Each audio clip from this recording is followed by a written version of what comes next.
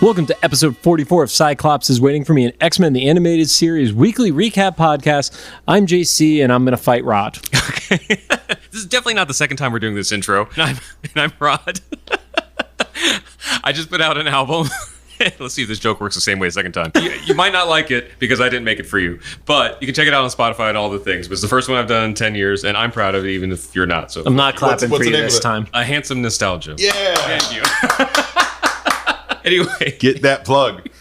And we're happy to introduce today's guest, Joe from the Joe on Joe podcast. Joe, why is someone from a G.I. Joe podcast on an X-Men the Animated Series podcast as a guest? Because I decided that every single name of an X-Man could easily substitute as a name for a G.I. Joe vehicle. Are we specifying X-Men or any character within the show? Any character within the Marvel Universe. Most X-Men characters easily could be G.I. Joe vehicles. I will challenge that. There is the Wolverine. I will challenge that with a Morlock. Well, Mr. Sinister, I guess, would be tough. You could still call it Sinister. Sure, so, that's true. I will challenge that with, from the Morlocks, Tommy. Well, that's just his name. That's not his code name. I'll put a caveat there.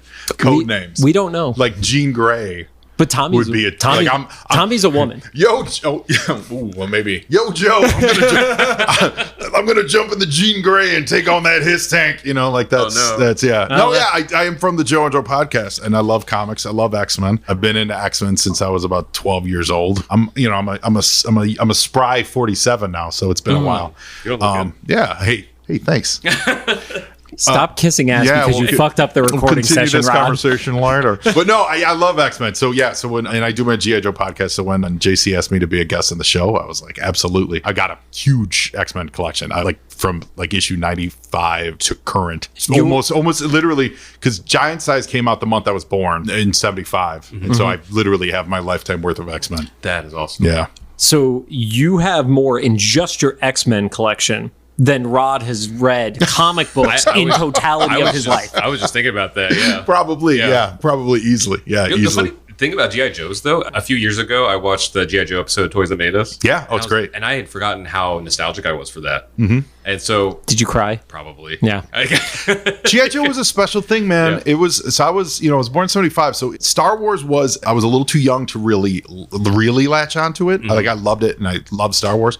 But when G.I. Joe hit, I was like 8 years old. Okay. And that's that 8 to 10 is like when you form that like bond of like, that's the thing I'm going to like forever. Yeah. You know, and if you ever look at like Google pictures of G.I. Joe at Toys R Us and in the stores at the time, wall to wall. Well, I mean, it'll never be like that again. No. That's what brings me to the next thing is after that episode, I was like, oh, I'm nostalgic. You know what I'm going to spend $5 or $10 and go get a G.I. Joe. And I went out the store and I realized they don't sell them anymore. Yeah. Well, they do. They've made Well, they come out in special runs. Right. It's not like it used to be. Yeah. My last time I was in a toy store, I was like 12 or 13. Right. And so I remember when you were talking about the wall to wall. Totally. And it's really not the same. It's aimed more at a adult collector market. You know, they're doing these classified figures, which look great, you know, and as an adult collector, hey, awesome.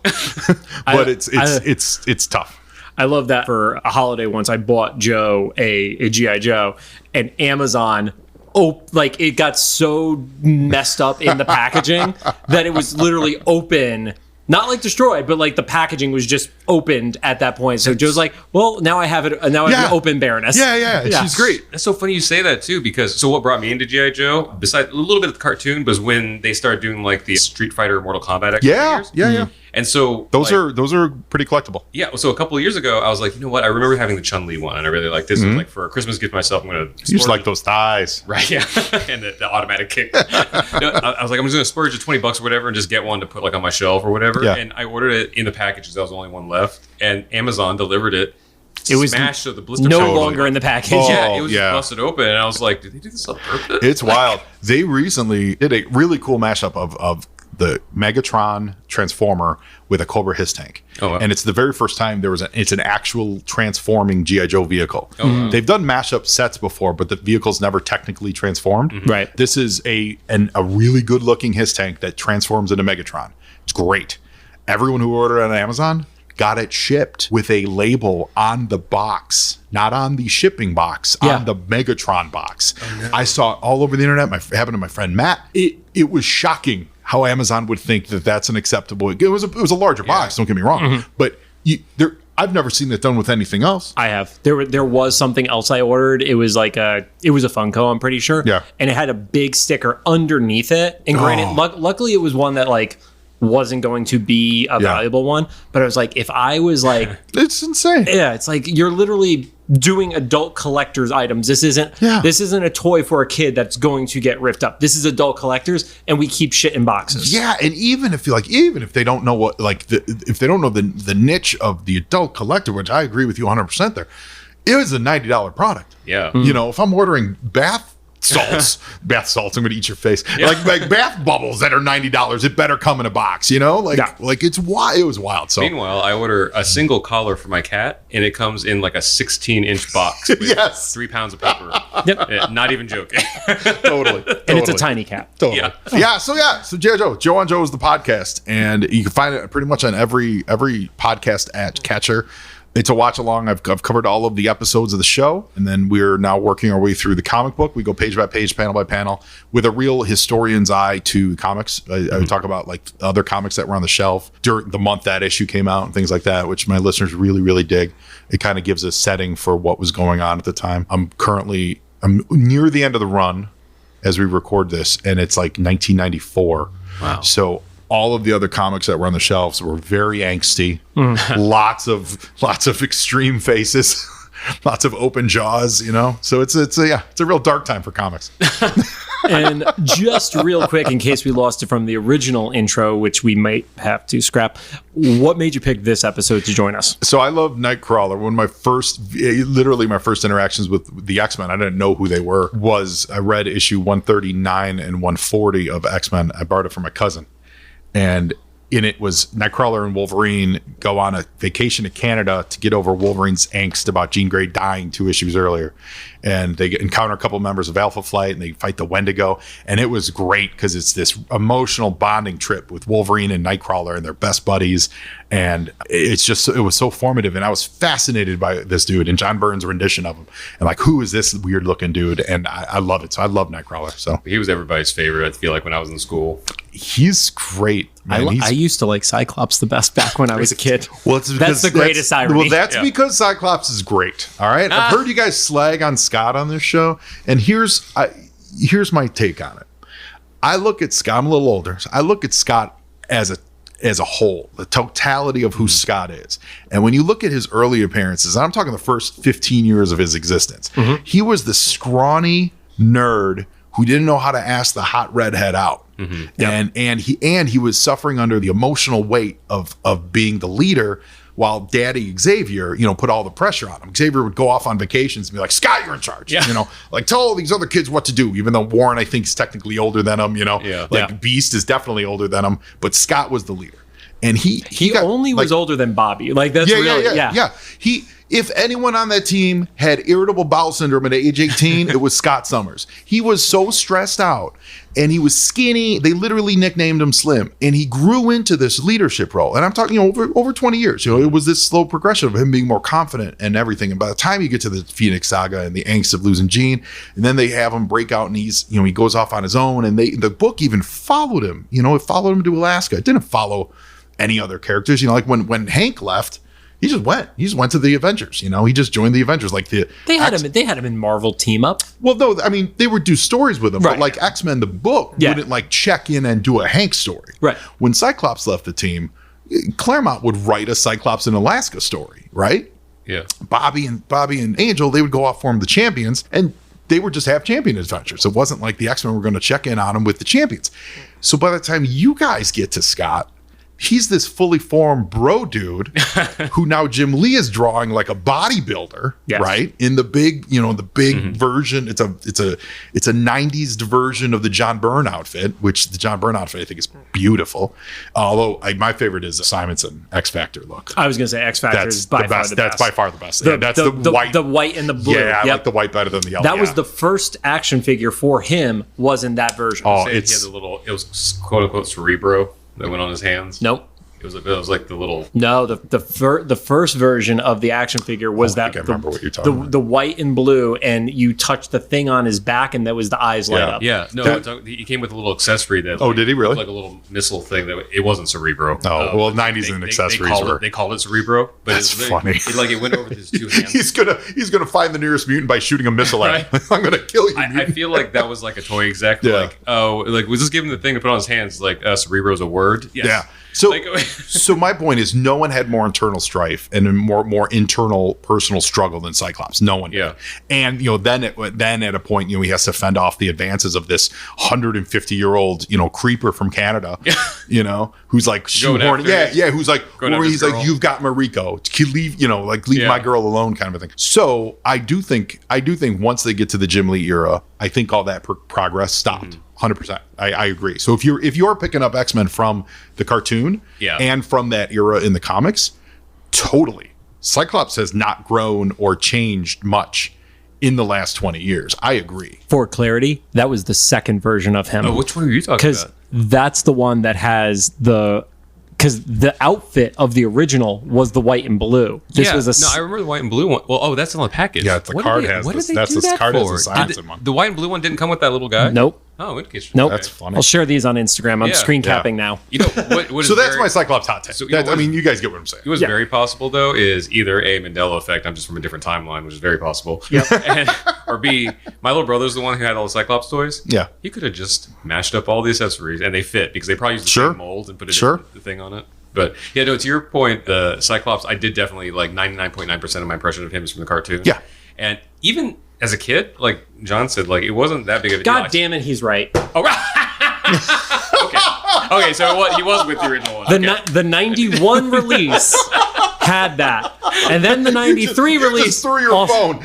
You risked breaking a phone over your Cyclops angst. I've recorded a lot of episodes with Rob. I just remember, when we got, my brother wanted the Cyclops action figure, and I was like, what's that thing that goes on his hands? And we're reading the back package, comes with Cerebro, and we're like, that's not Cerebro. It was one of the few conversations I remember having that young age with my brother. That's not Cerebro. What is that? Oh, accessories. But yeah, even as a kid watching the show, because we waited week to week or sometimes months for episodes, it didn't seem that bad. Now we're watching them in batches and stuff, and having them all smushed together. It's does he stop yelling at any point? No, totally. He yells so much in the show. Totally, and that is how they treat him on the show. He's a stereotype at that point. Yeah. And in the movies too. They did him dirty in the movies, right? I agree with that. They did him dirty.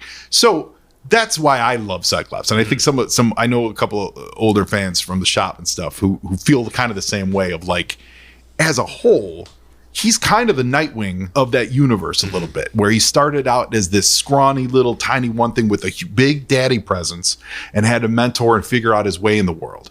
Except when he became an adult, Nightwing became this awesome, robust, outgoing individual. And Cyclops is the opposite. Cyclops is when that goes badly. Yeah. Cyclops is when you've got all these daddy issues and all this stress and parental stuff and you don't handle it well. Yeah. So I think that's my take on why people say they don't dig Cyclops is because they're not seeing that. Because if you read the early stuff and even up through the early Claremont stuff, he's unsure of himself and they're still calling him Slim and he's getting picked on and he just wants to please Daddy Xavier. That's all he wants. Then they gave that storyline to MCU Captain America. Yeah, sure. Yeah. Anyway, today we're talking about Nightcrawler. That's my spot in this. That's my spot in the script. Let's talk Nightcrawler. I love it. No, Nightcrawler's I'll talk Nightcrawler. Cyclops is waiting for me as our weekly. I'm trying to get back on track. That was the longest pause before rigmarole ever. I love it. I got Nightcrawler talk too. Cyclops is waiting for me as our weekly podcast series. We're going back and watching every single episode of the original 1992 X-Men, the animated series in the original intended script order, building up to the release of X-Men 97, coming to Disney Plus in late 2023. I think we found out by now. Did they put a date on it yet? Not yet. I think this is fall. Just late. Yeah, late. Real quick, on Disney Plus, that pause screen artwork, the background art, the one that has Cable in it, it's terrible. It's not good. It's Disney, terrible. You have amazing artists on hand. Whoever drew that, terrible. Because it doesn't look, it's not a still or it's cutouts from the show. It's someone drew that. Someone decided that this would be a good background. It's insultingly bad. That's a lot of like X-Men the animated series when they reissue for like DVD or anything. Like it feels like they always recreate something. It's always just different. Yeah, it's like they're not trying to recreate it well. No, it was like probably promo art from like what actually would have been in a comic that got repurposed. Yeah, well, the old DVD covers, weren't they like? I have them upstairs. Mark Pacella? And I'll pull them down. I don't Yeah, remember they were using comic artists at the time Yeah. to do the covers, and they looked really dope. You know, but that I noticed it today when I was watching this. I was like, it is some of the absolute doggest. And if anyone's hearing that's responsible for that, here's this. I'm here to say, reach out, Joe and Joe Pod. Let me know. It's terrible. It's a terrible it's like you're trying to capture the spirit, but you're doing it poorly. Like capture the spirit by doing those versions in a well rendered way with knowledge of both anatomy and shadow. That's what I would recommend. Some quick reminders. We are currently not sponsored or affiliated with Disney Plus in any way, shape, or form. Shocking, I know. If it wasn't apparent. Currently, that's the caveat here. And we are a recap show of a series that came out starting over 30 years ago. There will be spoilers. If you don't want it spoiled for you, pause the podcast, watch the episode, and then come back. God, we talked for how long before we even got to the show? This is going to be the longest episode of your podcast. Either that or you're just going to edit everything out. You're like, hey, guys, welcome. Joe's on the show. Nightcrawler. But what we will do is avoid mentioning anything from future episodes, but the comics are fucking fair game at this point. Oh, is that me? Yeah, you too. Don't forget to follow us on social media at Cyclops IWFM Pod on Instagram, TikTok, Twitter, and Facebook. Of course, make sure to follow us on your favorite podcast services. And finally, we record these episodes in batches right now. So if we're reacting to any news about the upcoming series, we may be a few weeks behind. I don't think there's anything really new from nothing last time. So I don't know. I got the Mystique figure in the mail that should arrive by the time that this episode is live. Legends? Or? nice. The VHS set. Oh, cool. Yep. Yeah, I can't do the legends on top of it. It's just there's too many. a lot. On to the show. Today we're going to be talking about season 4, episode 8, titled Nightcrawler. It aired on May 13th of 1995. Currently sits at a 8.0 star rating on IMDb. I was telling John before we were recording, this one I've seen the most after like not being a kid because for whatever reason, maybe it's because I like Nightcrawler so much. Like this is like my comfort episode. I just put it on while I'm winding down, or cleaning the house or something like that because it's just kind of cool to see him on there. He also kind of has like an ASMR voice. You have the weirdest ASMR interest literally ever. Okay, I'm not going to make it. Anyway, I like it because it's a great one and done episode. Yes, it's just while there's one of the things I love about, I think probably we all do is love about the X-Men show is how hard into the continuity they dove. Between this and Spider-Man at the time, continuity. And ripped from the headlines. And then every once in a while you get an episode like this that's just. It references it by saying like, oh man, we've been having a rough time lately. Let's go on a vacation. Yep. And this one, it's just totally enjoyable on itself. Introduces a new fun character. Yeah, this one also specifically loosely based off of Uncanny X-Men 154 and 155. Joe, I'm sure you own those issues. I do. Yep. I do. Rod, those came out a while ago. So Dave Cockrum created Nightcrawler. So I don't know, Rod, how much you know about this, John. You probably know a lot about this. Definitely knows all of it. So Dave Cockrum he passed a few years ago, a brilliant comic book artist. Not very flashy, but probably one of the best costume designers in the business that ever graced the page. And I mean this. His costumes were very simple, but they represented the characters. He had a long, healthy run on Legion of Superheroes. And I'm a huge Legion of Superhero fan. Independent of all this stuff, Nightcrawler was originally supposed to be a member of the Legion of Superheroes. This is over at DC Comics, which is a futuristic space team. I was actually going to just tell you to pause for a second and ask Rod if he knew which company published Legion of Superheroes. Valiant. Rod, do you know what Valiant was? I kind of, only because I saw characters that look like X-Men characters. And I think I later found out that Jim Lee drew them or something. That was not Valiant. Was it not Valiant? Nope. Jim Lee didn't work at Valiant. Okay, no. I don't know. No. I get all confused. No, that's okay. So when Cockrum was working on Legion, Cockrum was a longtime Legion guy. He designed he did a complete redesign of the Legion costumes, and during that time he created Nightcrawler and was going to use them, but then he pulled it back and he didn't introduce Nightcrawler into Legion. This is interesting because like in another timeline, Nightcrawler could also have been ruined by Warner Brothers. Well, that's very true. To be fair, Fox didn't do a great job with him. Yeah, he was like one of the better parts of those X-Men movies. He was to their credit. Nightcrawler was fun. Better part of a bad movie is still not good. You don't like X2? All of the X-Men movies are garbage. They're like your racist grandpa. I wouldn't go that Like, far. No. like they're, No. we have them. No. We have them to thank for like what we have now. No, They're- But they were I so do bad. I do like X2. I disagree. don't like the later version of Nightcrawler. Oh, yeah. Yeah. Oh, the the younger Cody one? Smith McPhee one. That Yeah, one. yes, Yeah. for that one. Yeah. No, but like when his entrance in the original series is like that was one of the bright spots. Oh, it was great. Yeah, it was great. And Alan Cummings' performance I thought was good. I didn't love the tattoo thing, but at least they gave a reason for it. Like he Yeah, was like so penance. conflicted. Yeah. I thought X1, X2 were solid. I liked the reboot of First First Class. Class. I thought was really great. I thought Days of Future was great. Days of Future, I could go either way. Yeah, and then I mean the rest are hot garbage, but I wouldn't call racist grandpa. My favorite was Days of Future Past because he erased everything bore it. Well, there's a whole lot that doesn't make any But- sense there because literally water is the only thing that can kill Wolverine. So what do? Do they drown him and then pretend that didn't kill him? Yeah. Because that is literally the only thing that can kill him. I think, just for context though, like I didn't like that they didn't utilize like the cool costumes, Oh, 100%. and then also there's a huge weight for Storm because she was my favorite character. Yeah. And they possibly cast the worst person. They could have cast me and it would have been better than Halle Berry. You've got the hair. Like- You've got the hair for it. Even then, when I was a kid with a buzzed head, Yeah, it would no, have been better than Halle Berry. I in that agree. role. There's a lot that they were wrong. They were ashamed of the costumes, even in the later editions, which were terrible. Like Phoenix is terrible. They were still ashamed of their costumes, and they could say that they're trying to keep continuity. Yeah, but it's 20 years later, man. Yeah. Yep. Like just do us the solid. Oh, yeah. Give us. I mean, there's anyway. But Nightcrawler, I thought it was solid. Alan Cummings version. Oh, yeah, I it was thought great. was great. Yeah. But you're right about the younger one. Yeah, Yeah. Just kind of thrown. Yeah. So the episode starts. Oh wait, I didn't get finished talking about Dave Cockrum.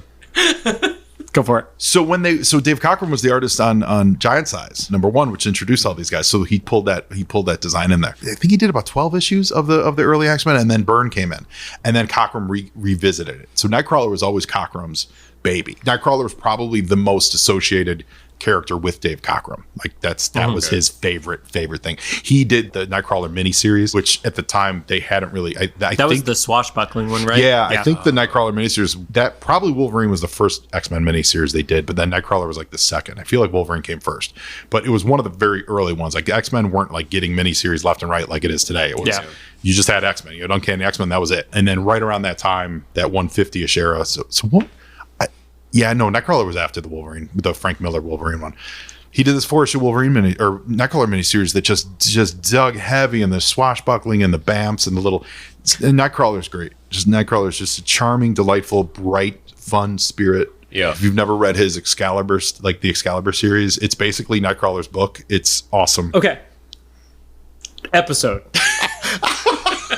I'm looking at the room and I'm checking for confirmation. The Hulk is the world breaker. I am the pod breaker. So it starts out with some scary music. It's nighttime. There's like fog and stuff like that. And we see kind of like an Eastern European village. And I can't pronounce the name of that. I think later on they said Neuherzl. I never heard the name of it. They showed it on the screen. showed- but they is didn't- it on the screen? But later, we'll talk about that. A couple of people that we're not sure where they came from in the ski lodge. Yeah. they pronounce it. But they're also foreign to this country. So they were like Australian accents. So they may be Yeah. pronouncing it wrong too. But I think they said something like Neuherzl or yeah, let's go with. Yeah, Let's go with it's the Alps. Yeah. it's like on the border of Germany. yeah. There's also a blood moon in the sky. Blood Moon. Which we just all saw recently in real life, the night of the thing. God of War Ragnarok. Oh, okay. The only thing that happened They had that to night. plan that, right? They definitely did. They definitely did. And you hear these people who are, the way I phrase it, European as fuck, talking about a fiend, and that fiend has claws and fangs. It's this whole opening is Universal Horrors. It's a Frank Whale movie. Oh, That's what's 100%. great. Yeah, and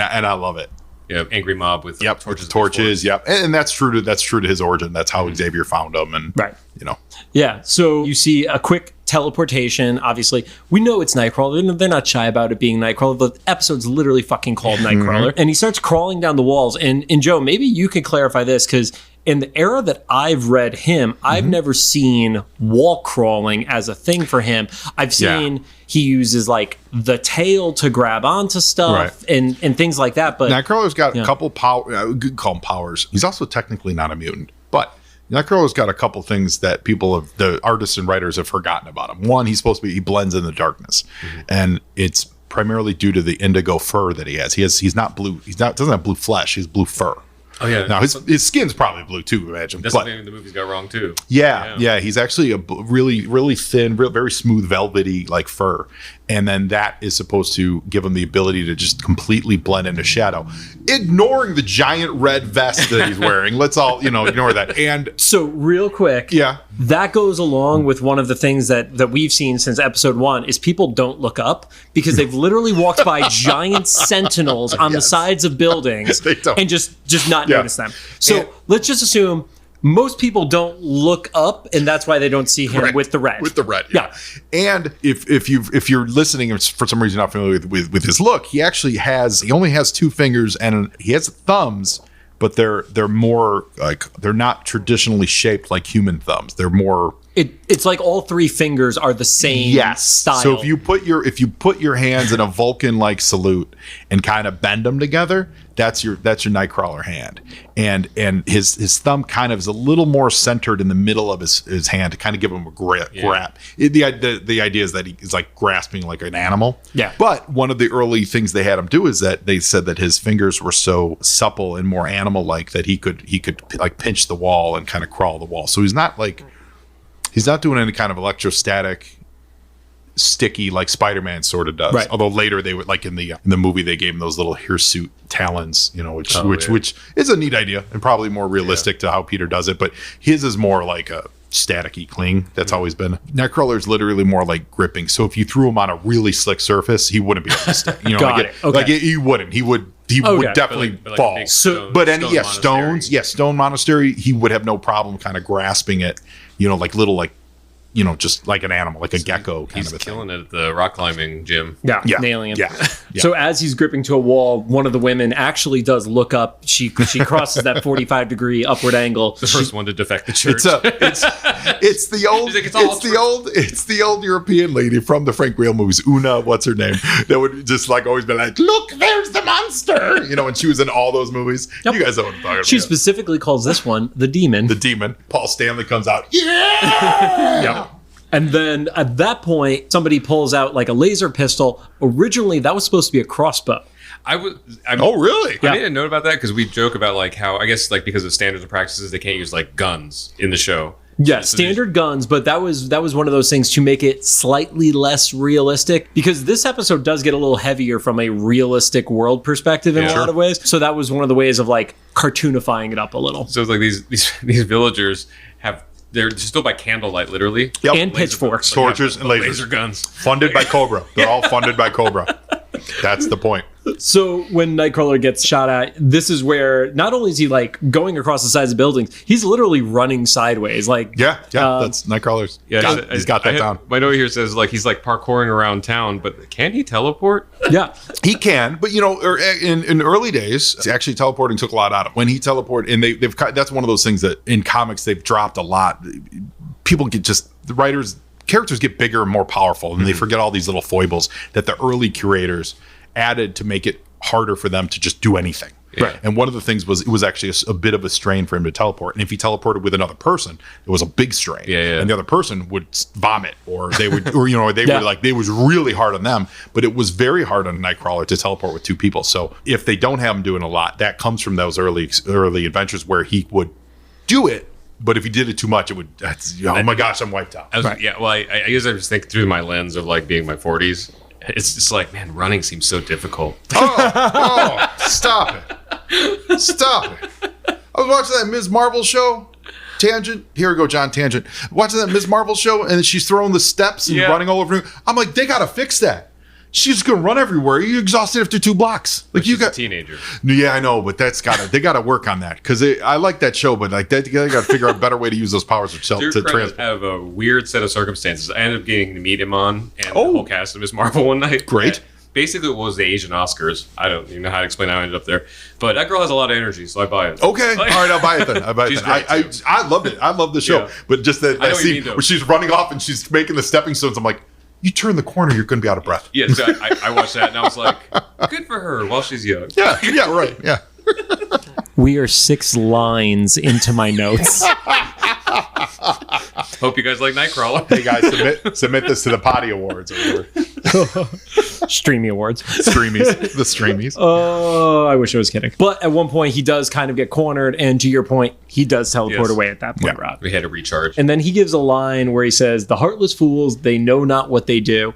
And I don't know about the heartless fools part, but "they know not what they do" is a line from something. And I just didn't look it up. From the Bible. Yeah. Is the Bible? Yeah, Jesus says that. I believe he's talking to God. Gethsemane. Or someone's, and he's like, I think it's, right. he's It's like the night before he gets crucified. yeah.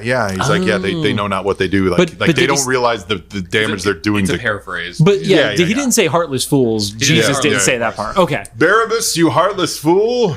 No. But yeah, they know not what they do is a biblical. Oh, well, reference. that all makes sense. Yeah. I'm happy I don't have that in my search history. Yeah. From that, we Well, I jump. just get that from the Mel Gibson podcast that I listen to. Oh. Yeah, I'm just kidding. I haven't heard that name in a while. From there, we We're actually. not here to talk about Passion of the Christ? Nope. Okay. From there, we actually jump over to a ski resort. And in that ski resort, you have Gambit and Rogue who are hanging on a couch and Oh, the best. getting cozy. The best. Uh, I can smell the hairspray. Oh, yeah. Just coming off that scene as soon as they're both on there. It's just so great. So when I was doing some research, and then of course I do the research literally right before people show up to record, so I don't have time to verify any of this. Apparently there are 3 cameos in that scene. Really? One is supposedly Mary Jane with a coffee mug that has a spider web on the side of it. Really? And then there's a couple by a window who are Stephen Strange and Clea. I Really? did not catch that at all. I didn't catch that at all either. IMDb and one of those websites is lying, which is entirely possible. While you guys are talking, I will be pulling up Disney Plus on my phone. Yeah. That's great. And I love it. Like, that's why not do that? I applaud that 100% for the animators. Why not do more of that? I love when they do it in comics. They'll have a big crowd scene and there'll be a bunch of people pointing in the sky, and in the background will be Clark Kent and Lois Lane. Right. Like, they always show up in big crowd scenes. It's great. One of my favorite ongoing jokes that's currently happening in DC is the guys from iFanboy often get killed in various DC comics.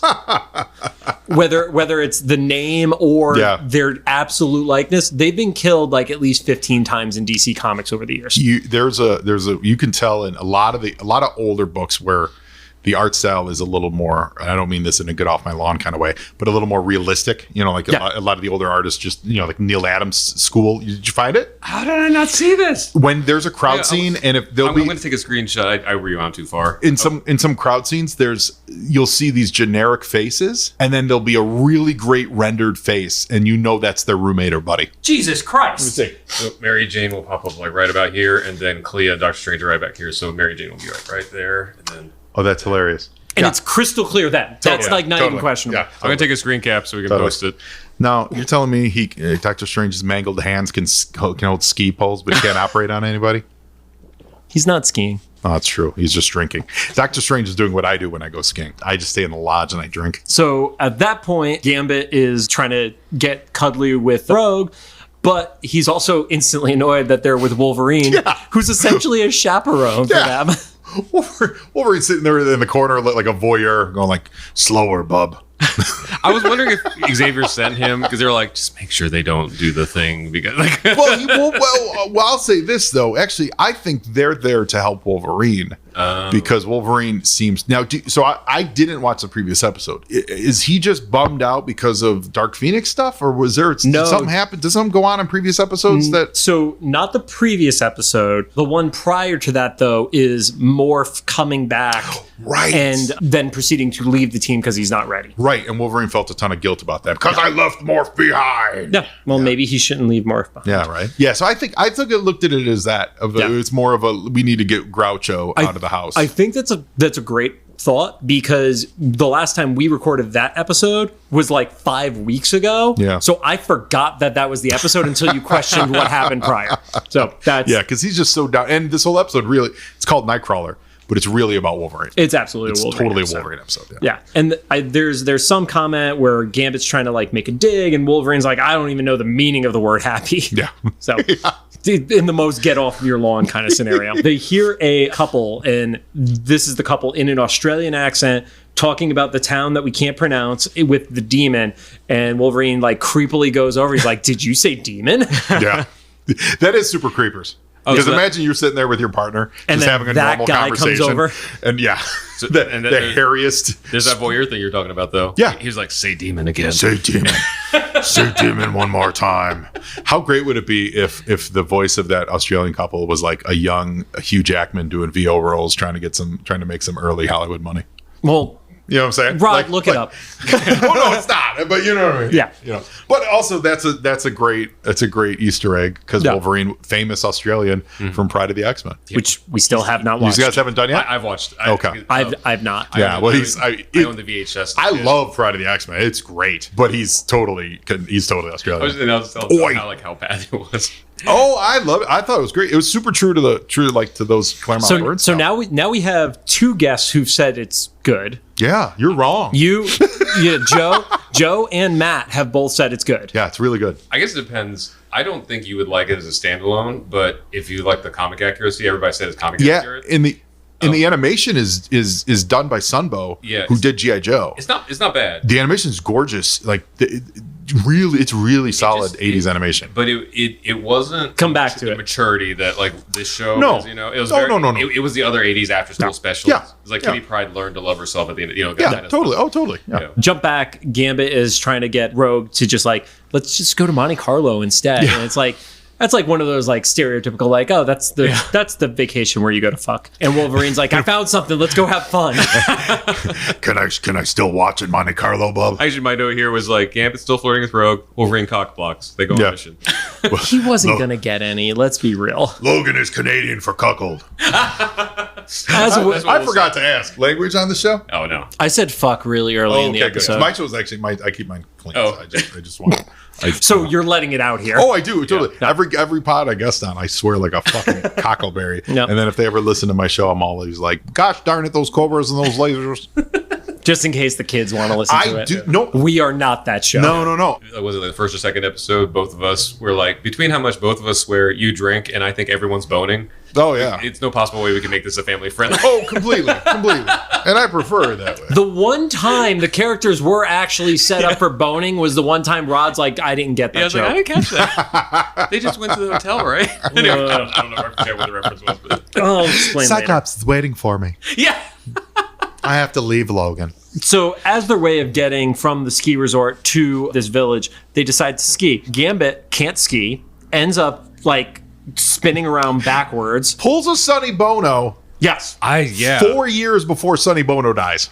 Well, that was something else. This predated the Sonny Bono. Yeah, this was like still when Looney Tunes was pulling that shit. Yes. I think until I was like in high school or something, one of my first ski trips, like the ski joke was funny. Totally. Until you're actually there, like this is terrifying. What do people joke about this?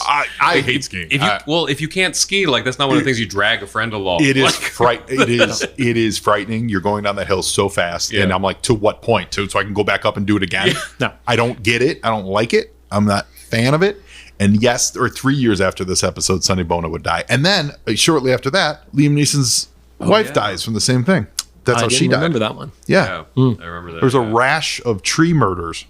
Well, it's Earth fighting back. Yeah, right? It was the happening. It was the happening. Yeah. It was the prequel to the happening was the Sonny Bono murders. It was all in revenge that when Gambit hits the tree, his powers activate and makes the tree explode. And then... Which shouldn't have been able to happen. Please elaborate. Gambit's powers do not work on organic material. A tree is alive. What if it was a dead tree? Okay, that's the only explanation. Except it was frozen dead maybe, tree. Yeah, that would be the only explanation. I'm gonna go with that. And that's how it works on like cards and stuff. You know, like they're not living, that's his limitation. Because he can't touch a person and blow them up. Right, exactly, and that's okay, boys. Season showrunners or whatever you're listening, that adaptation for one of your parody characters. So I would make the argument. It probably would have had a hard time charging that whole tree with the kinetic energy because it was a living thing. But also, he probably would have had a concussion from hitting the tree. Oh yeah, and that also might explain it too. So just like Scott, the reason he can't control his optic blast is he got hit in the head. Yeah, maybe once Gambit got that terrible concussion, his powers went haywire. Not to jump too far ahead. But at one point, they're referencing Gambit being hurt from this whacking into the tree. Yeah. And they purposely didn't say concussion. That was one of the other things that got cut from standards and practices. Oh, really? Yes. So they got away with like so much of the church and spirituality references, but like the crossbow, the word concussion are specifically mentioned as being. And did they say why concussion is bad? Is standards of practices the same thing as the ratings board, where it's like random parents that people don't know about? No, standards and practices are the ones who work for the actual studio. So it's like the corporate lawyers. And Lawyers. Yeah. They basically say, please don't do this because the ratings board or whoever may freak out about it. So they're thinking of the ratings board that I'm thinking of, though, that are like the anonymous parents, right? Yeah, I think I know why they would have cut that, though, because that's actual trauma happening. That's something a kid could look up and understand real trauma happening versus, oh, he got blasted. What does that mean? So, exact quote from Eric Lewald's previously on X-Men, The Making of an Animated Series. And this is actually one of the only episodes that has a full mini chapter dedicated to it. Wow. She preferred we not say Gambit had a concussion, which implies too much violence, even though it came from a tree. Yeah. It's just too real world. I mean, Too real. Fair enough. I guess. Yeah. But, Because then, you see a kid Yeah. wanting to emulate a passed out Cajun. Hey, Mom, look at me. I'm Gambit. Thunk. just runs face forward into a tree. Sonny Bono's just a huge X-Men fan. Yeah. I'm halfway down the first page. He was halfway down the hill. Well, what helps them get the rest of the way down the hill is the explosion of the ambulance. tree. Yeah. Avalanche. An avalanche, yes. Yeah. But not the Not the avalanche, right. He wasn't ever called the Avalanche. No, I'm saying Well, the avalanche. and avalanche instead of the guy. Have we ever had a team up between Avalanche, the X-Men, Freedom Force, Brotherhood of Evil Mutant, and Avalanche, the WWE wrestler? No. That would be amazing. And throw in Richter, who can make earthquakes. And I feel like you have a just like a 3-way triple tag team that would just. Have you checked Florida? They seem to get close. If you do check Florida, look for my dad. No, I'm just kidding. My dad's at home. Rogue tries to save the day, grab them. They still get caught in the avalanche, uncovering themselves from the snow. Wolverine chops his way out with his claws. Yeah, he does. Instead of just digging, he's stabbing his way through. Gotta do I guess it's ice. Got to do it. Stab. Wolverine's like Homer with a pistol. Turn the TV off by shooting it. And he's Mr. Plow. And he's Mr. Plow. There's a lot of similarities here. If our episode titles were not just the episode title itself, the ultimate tangent episode. We should go back afterwards and like repost them under alternate titles. You're going to get like 17 clips to use for like Instagram reels off of this. I just want to point this out. I'm going to run out of like our paid thing that we make the visualizer from. This is going to be 4 times as long as the episode. It already is. Yeah, it's already 3 times longer. Yep. Oh, but they see the town. It's a giant size X-Men. They see the town. From there, Rogue wakes up in this monastery. We do real quick. And I don't mean this isn't a tangent. They were cross country skiing to go find this demon. Yes. Yeah. Let's just point that out. They weren't just skiing for fun. Yeah. Yeah. There's no car. There's no livery. There's no horse they could have borrowed. Nope. They just decided to ski across the city to go find this demon. Wolverine creeped on that couple and decided this was the best direct route. I will point out their reasoning for skiing too was funny because Rogue even says, "Why don't I just fly us there?" Right. And then Wolverine's like, "And miss all this fun," and points at Gambit almost dying. Which is pretty funny. Yes. And so their whole reason for skiing is to watch Gambit suffer skiing. Yes. That was the end story that was pretty entertaining. But they got there. Yeah, they did get there. They got there. Now, granted, like 2/3 of them don't remember how they got there, but Yeah, that's true. The not concussed guy. Funny though, 'cause he's just not even in this whole episode. Then it's just it's like well, even Rogue, she passed out, right? Yeah, she does pass out from there. it's like which was it X2 when they kidnap Xavier early on so they don't have to deal with someone having you know what I mean, like someone having his level of power. We can't pay Patrick. Yeah, and he's just not in the movie because he's just out of it the whole movie. Yeah, sure, that's what they did at Gambit. So Rogue wakes up and there are monks that are nearby. Of course there are. Yep. Making pretzels and wine. One of the other things that the censors cut was the monastery could not have a winery within it. Interesting. Yes. Yeah. You are nailing all the things that got cut from the episode. It's almost like I've watched way too many cartoons in my day. Yeah. I like too that the monks say that their ministry is to minister to ski accident victims. I was like, No, they say that? yes, that sounds like Yeah, they actually say a part of why they're there, in addition to like studying the Lord and stuff like that is to help people who've gotten hurt in ski accidents. That's a great service, but also feels like there's a core problem that's not being addressed. Like the ski resort. These murderous trees. And also the avalanches that just tore her sleeves off. That's awesome. That was amazing. Or she just flexed so hard. No, it tore. It was like, you know what it was? The trees were transplanted from Evil Dead movies. That's what it was. They knock out the boyfriend and they go after the girl. And then what stood out to me at that point is as they realized that Rogue is okay and regaining consciousness and stuff like that, they actually said, praise be to God. And like growing up in Catholic school and stuff like that, it stood out to me because I don't remember, aside from your like Bible and Old Testament related shows, specials, etc. I don't remember that ever being said in a cartoon up until this point. You're totally right, Davey. Oh, wow. Yeah. Unlocked memory. So, but that's you're right, and it is shocking how like, and it makes sense because it's Nightcrawler. Nightcrawler is famously Catholic. I prefer my Nightcrawler when he kind of keeps his religion. He's just true to his religion in his heart. I'm for the record, I was raised Lutheran, not Catholic. But years later, they would make him an actual priest. Yep, and it was interesting, but then it was a little too much for me. Yeah, like it was a little too. Hit you over the head. Yeah, it was a little too on the nose. I really preferred it when it was just an aspect that would occasionally come out to help someone get through a situation, not like all of a sudden he's there ministering to everybody and I'm like, okay, peel it back. But in this case, so he's specifically Catholic, but Catholic, there was not Catholic monks, like, right? Like that's not a Catholic. It could be Jesuit. Maybe. That's because like I went to a Notre Dame high school and we had the Jesuit brothers. Oh, okay. So sure. I think that might be kind of the closest. Still God. And I think like they didn't want to specify like which group within the Catholic Church too. Yeah. Or sorry, which group within Christianity. Yeah. You know? Yeah. They were even kind of vague about that. They didn't really specify Christianity a whole lot. They just tied the whole language. It's shocking. I think it's just shocking enough that they go straight, that they get the God stuff in, and not just in a passing reference, like you're saying. Yeah. Like it's earlier Wolverine's God don't like me, you know, and then it's just and they're in a church and the Bible page and all this stuff that happens.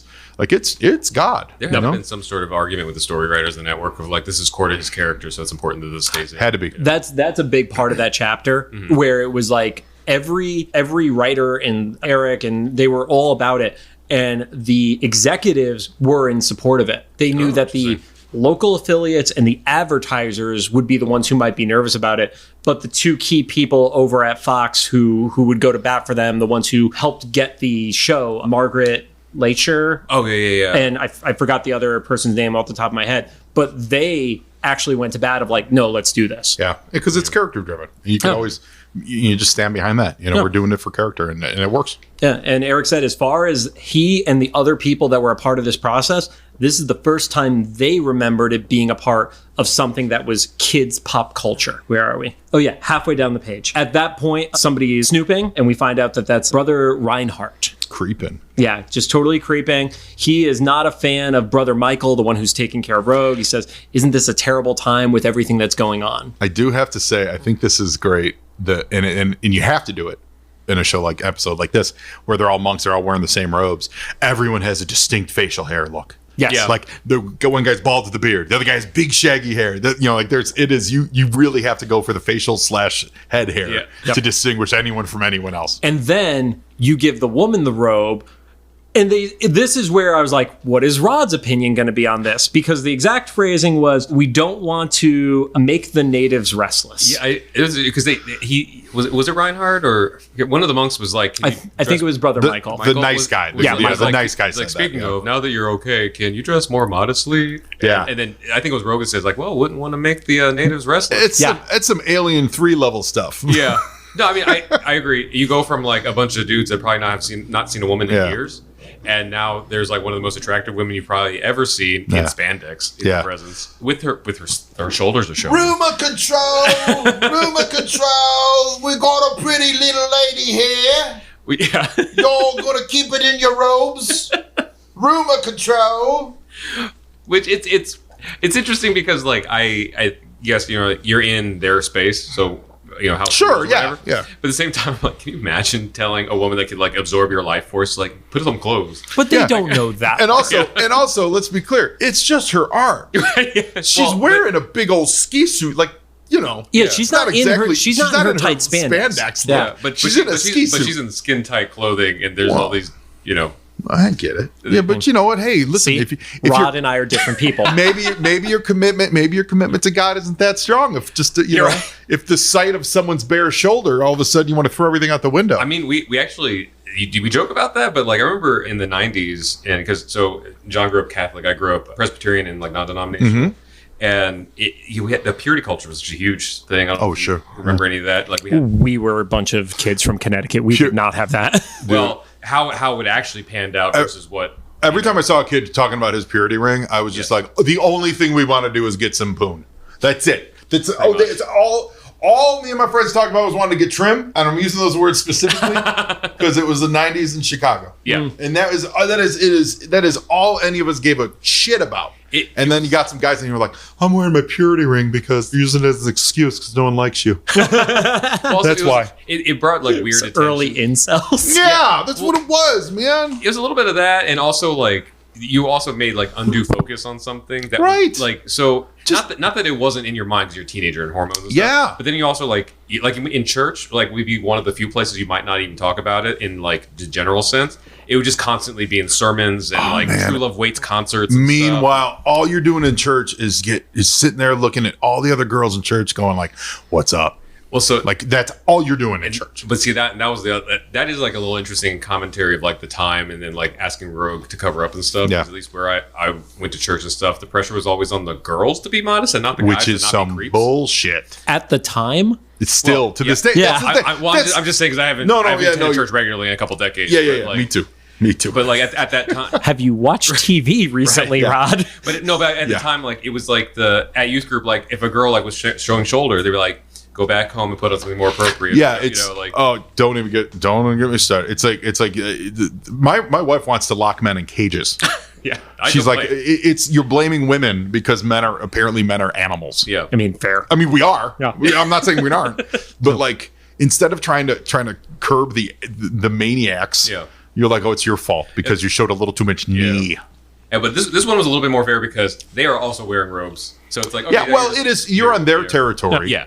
Totally get it. Totally. But Wolverine didn't wear a robe, did he? No. Oh, that's true. See? Yeah, no, but apparently they actually don't apply to Canadians. But they did point out that because she's the only woman, they actually made a point of saying that's true. So, by the way, we glossed over in all this in-depth detail. She called him hoser early on, and then said, "Why doesn't he love skiing?" I thought that was great. That was all character. That was so solid. I loved it. Called him hoser, and then you should love skiing, basically, because you're Canadian. You hoser. It's funny because I think he's too heavy, and he starts to... Oh, he would sink. Yeah. John actually met the voice of Rogue, and it seems like on par with her energy. Oh, she, and I've said this on a previous episode, anybody who I met who was involved in the animated series, if you bought something at the booth, they would basically sign as much stuff as you wanted. She is just sassy and awesome, and it was like, this is how much the autograph is, and this is also how much a selfie is. And I'm like, good for you. Fuck awesome. Yeah. Get it. Long-tailed cat in a room full of rocking chairs. Nope. That was one of my favorite quotes from the early episodes. The best, man. So at that point also, as the Native Restless comment is made, we actually see Nightcrawler up in the rafters. Right. They start asking, what is this place? And the monks give like quick little mention, this has been around. It got some damage during the war. So that means this thing has had massive damage for 50 years, and they've just decided to not fix it. Yeah, and they probably don't have a whole. They don't have a lot of money. Yeah. I mean, it's a monastery, but it's a castle. Like it's a castle, but they're also helping all these ski victims without payment. Yeah, right. And they're not allowed to make wine. And they're just giving robes away left and right. Yeah, they can't make wine to sell because of standards and practices. But they mentioned the war, and that stood out for me because in the show, like obviously we know about Magneto's history and stuff like that, but they've never actually acknowledged the war. Was this before or after that Old Soldiers episode was showing Wolverine in World War II? This is before that. Before it, okay. Yep. But this is the most direct reference to World War II. An undisclosed war in the show. Yeah. Turns out there's just the Falklands. Well, even Magneto, they just kind of dance around it. They're like, there's a thing that happened. Yeah. But we all know what it was. Yeah. It's like how Batman 66. Oh, yeah. There's like one episode that ever references his parents just as being past. Like, that's it. And like, versus every other instance of Batman you've ever seen, they're like, did you know his parents died in an alley? His parents died in an alley. They're 66, they're like, oh, my parents are dead. To be totally fair, it's not my parents died in an alley. It's I'm going to relive that trauma vividly with like multiple like angles of mom being shot in the pearls dropping. Yeah. And on 66 is, oh, parents are gone. That's probably my favorite Batman movie is Lego Batman. Oh, because they do the best job of addressing that. They're like, that thing happened. Yeah. Okay. Yeah.